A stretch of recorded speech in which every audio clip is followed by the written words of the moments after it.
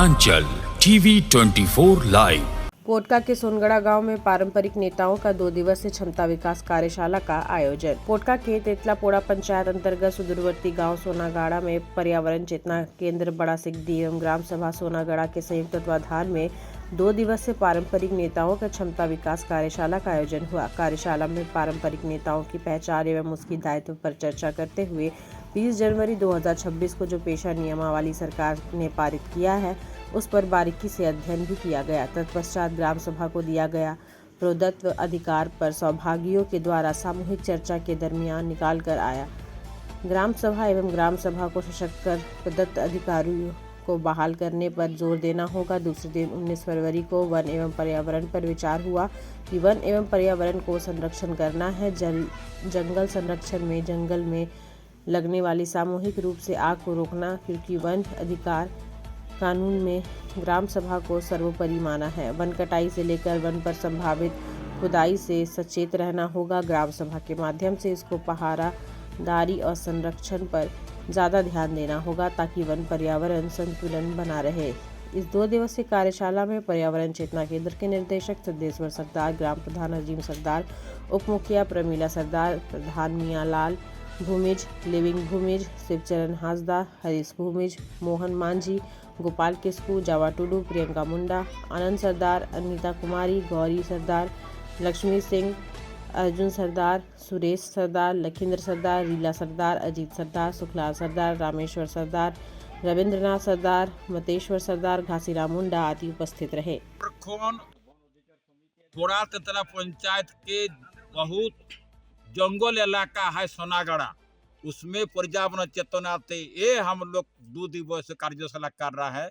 ग्राम सभा का जो उत्तरदायित्व व्यक्ति है या जंगल फॉरेस्ट राइट एक्ट के तहत जो 15 लोग वन अधिकार समिति में उत्तरदायी व्यक्ति उसको कैसे क्षमता विकास करे ताकि ग्राम सभा को सशक्तिकरण करे और वन अधिकार समिति को उसका जो चरणबद्ध काम है, फॉर्म को फिलअप करना, आवेदन करना, सत्यापित करना, साक्षी जगड़ करना और अनुमूल्य स्तर में जमा करके पट्टा लेना, सामुदायिक जंगल पट्टा लेना ताकि जंगल हमारा हो और जंगल से हमारा जीविका जुड़ा है, जंगल से हमारा जड़ी बूटी है, जंगल हमारा धरोहर है, जंगल भावी पीढ़ी को जीने का संसाधन है। जंगल हमारा, हम बचाएंगे और पर्यावरण को देखते संतुलन कैसे बनाए रखे जंगल बचाना जरूरी है। एक कार्यकर्ता को या ग्राम सभा के सदस्य को या वन सदस्यों को हम लोग समझाने के लिए एक बढ़िया तरीका समझे, चरणबद्ध काम करे, अपना जंगल को पट्टा ले। आज पोटका प्रखंड के पोड़ा तेतला पंचायत के सोनागढ़ा गांव में पर्यावरण चेतना केंद्र की ओर से 2 दिवसीय पारंपरिक नेताओं का क्षमता विकास कार्यशाला का आयोजन हुआ। आज अंतिम दिन है। पहला दिन में हम लोगों ने जो पारंपरिक नेता किसे कहते हैं, कौन है, कौन कौन लोग हैं जो गांव में रहते हैं, उसका हम लोगों ने पहचान की है। एक तो नेता भी अपने जिम्मेवारी को समझा, हम यहाँ के एक जिम्मेवारी लोग हैं और ग्राम सभा के सदस्य भी उसको जाने की हमारे पारंपरिक लोग हैं। तो इसकी पहचान करते हुए उसका दायित्व क्या है, क्या क्या करना चाहिए, क्या क्या जिम्मेवारी है, तो लोग खुद अपना कहा कि हम ये काम करते हैं, वो काम करते हैं, उससे भी जानकारी लिया।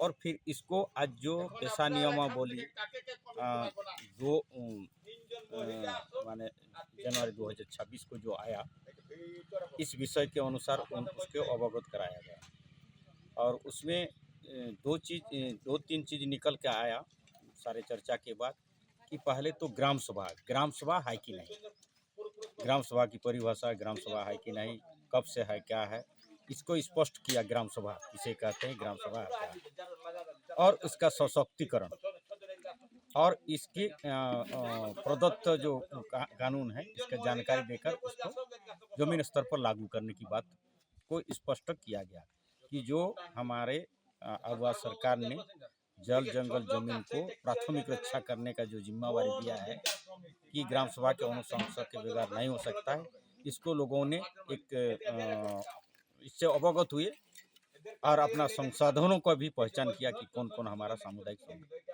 संसाधन है। ये इस विषय पर दूसरा दिन हम लोगों ने वन अधिकार पर चर्चा की, जो वन अधिकार के पट्टा पाने के लिए, सामुदायिक पट्टा या व्यक्तिगत पट्टा पाने के लिए क्या क्या करना पड़ता है। पहला हम ग्राम सभा करेंगे, फिर वन अधिकार समिति बनाएंगे, फिर सत्यापन के लिए एसडीओ को लिखेंगे, फिर हम रिकॉर्ड मेंटेनेंस करेंगे। फिर इस तरह का जो 5 स्तर का जो प्रक्रिया होता है, इस प्रक्रिया के बारे में हम लोग एक्सरसाइज भी करें कि कैसे हमको मिलेगा। जो लोग आवेदन किए हैं, यहाँ देखा गया कि बहुत सारे वन अधिकार समिति ने आवेदन किया और सत्यापन के लिए जो रेवेन्यू विभाग और वन विभाग को लिखा गया था, तो कोई पदाधिकारी यहाँ शामिल नहीं हुआ था।